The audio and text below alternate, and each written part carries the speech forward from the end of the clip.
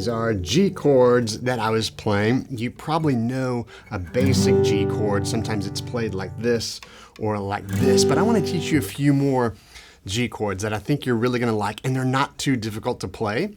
So let's look at one of my favorite. It's called a G add 9.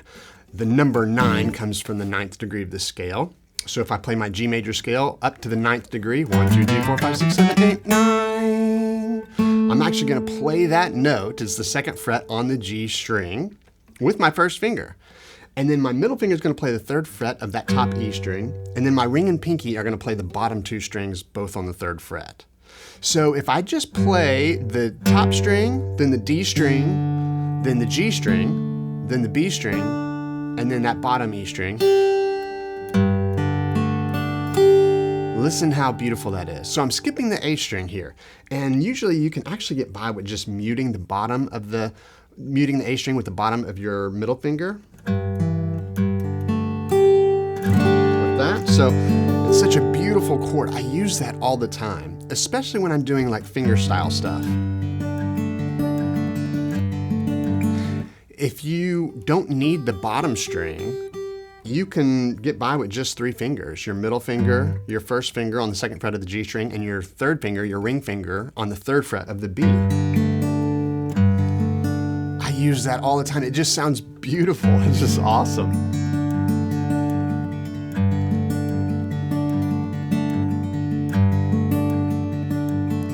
And then I can kind of move around the bass a little bit.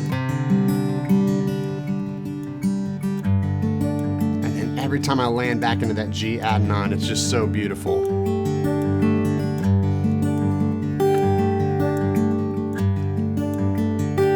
Oh goodness, I love that. Sometimes I'll play it walking down from that G add 9 to a D slash F sharp into like an E minor 9.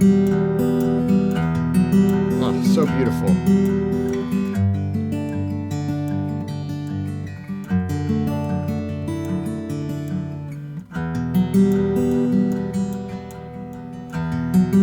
Chords are the best. You just can't beat them. Now, if you're playing the G add 9 like this, there's a G major 9 that you can play as well with not too much extra effort.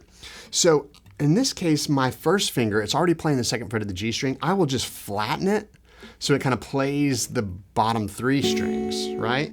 My ring finger can still be on the 3rd fret of the B string, like it is for most of these other G chord shapes. So it's just like my first finger kind of lowers and flattens behind it, like that.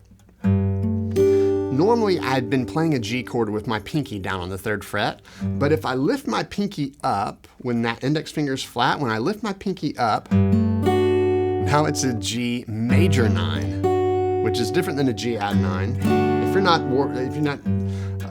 too keen on all this theory, don't worry about it. But all that means, if it's a major 9, is it includes the 7th degree of the G major scale. 1, 2, 3, 4, 5, 6, 7, which is an F sharp, which we're catching on that bottom string there with our index finger.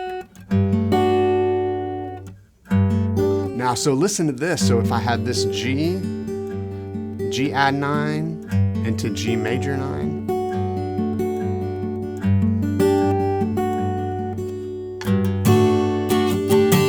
again, putting it with some chord changes really brings out its beauty. So if I have like a G slash B, then a C add 9 maybe.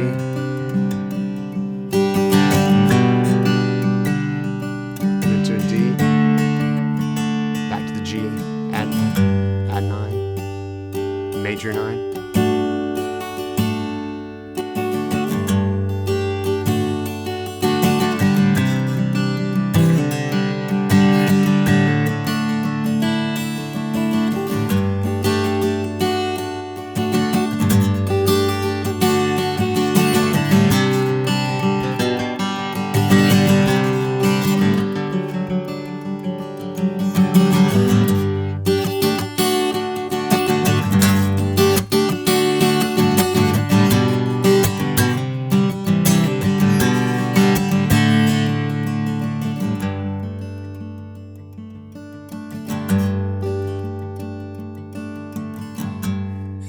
Let's look at another one. We're still talking about a G chord. If you want something super simple, and you've been playing a G kind of across all 6 strings like this, you can actually just play the bottom 4 strings, keep your ring and your pinky down where they were, and just play the bottom 4 strings. That's a nice, easy grab for a quick G chord, right?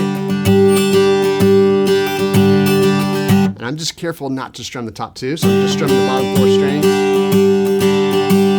And then what's cool is I can lift up my pinky again and have my middle finger down on the 2nd fret this time. And I kind of play like a G major 7 because I'm catching that F sharp.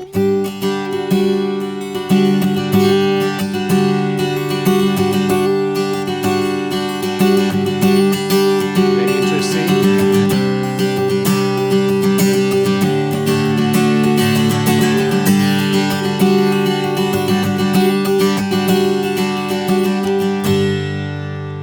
Like that, kind of like a G light version. Let's look at one more. So let's try a different type of G major 7. In this case, I have my first finger on the 3rd fret for my G note. Now my ring finger is going to play the 4th fret of the D string, and then my middle finger is going to play the 3rd fret of the B string, and then this G string will be open, and again, I'm going to skip the A string. So if I just play those, play the E string, D string, G string, and B string, listen how beautiful that is. I love that. And that's nice because you can kind of leave your ring and middle finger down and move around the bass to imply different chords.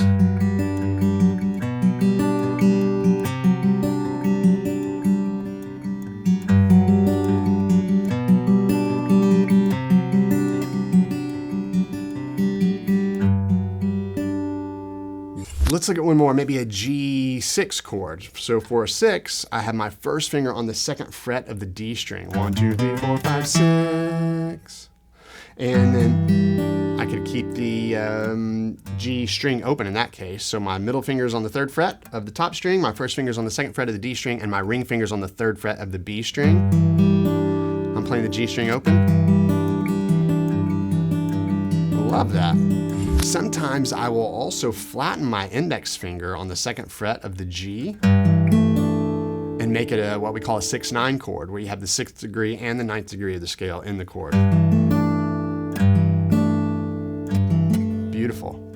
So I have so many more options, and they're all kind of using the basic structure of the hand that the hand uses for these the original G chords that we're used to playing. So that's my original G, and then I kind of just move some of these, oftentimes the first finger and pinky are kind of moving around, shifting around there to play some of these 9ths and 6ths and 7ths and things like that. But some really, really awesome options. I think you'll use those a lot. I use them all the time.